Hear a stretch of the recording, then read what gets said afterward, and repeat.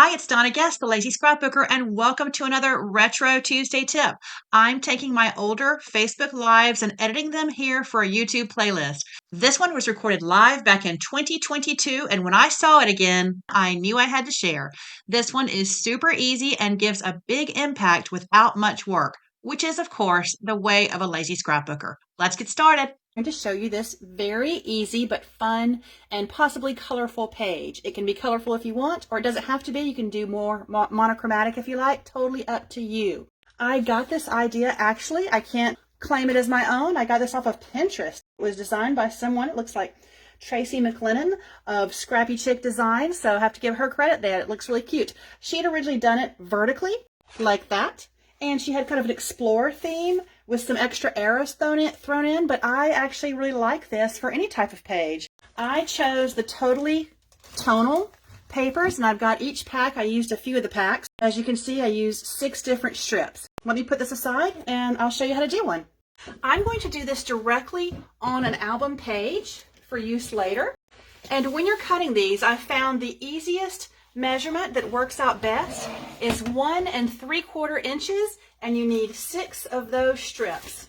Okay, so I'm going to cut a couple here. And now when you're cutting, it's good to know that 1 3/4 is actually the last measurement right over here. So this last grid line on the right side is actually 1 3/4 inches. So when it's a small amount, I like to cut it over there.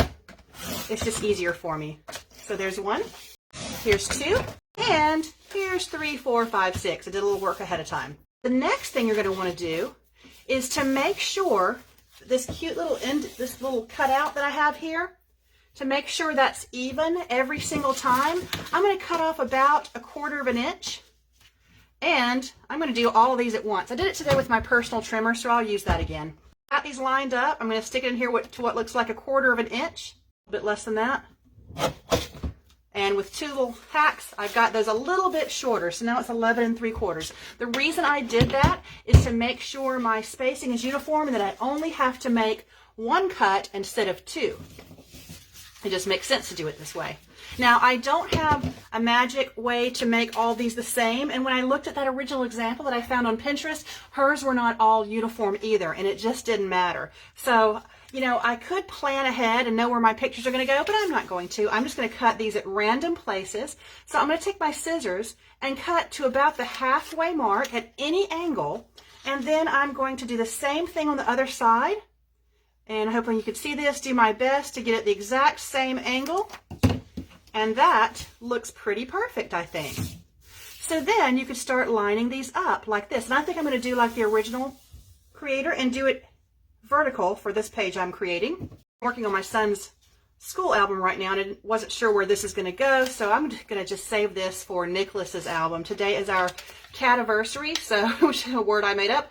It's the 1-year anniversary of when we got that sweet little kitten, and yes, he has an album. It's not up to date though. That one I did not do as even, but I don't think it matters. I do recommend putting them down on the paper before you attach, because you're going to make mistakes. I had to move a few, and definitely use the repositionable tape. That's the one in green, of course. And if you're enjoying these videos, be sure to hit like or subscribe to my channel.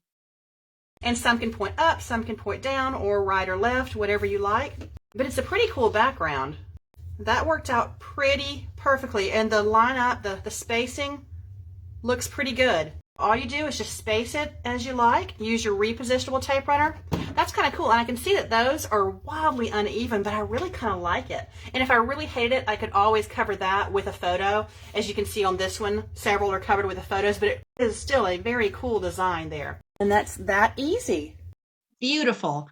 I suggest matting these with a wider mat of 1/4 inch. It looks just perfect with the background and really makes your photos stand out.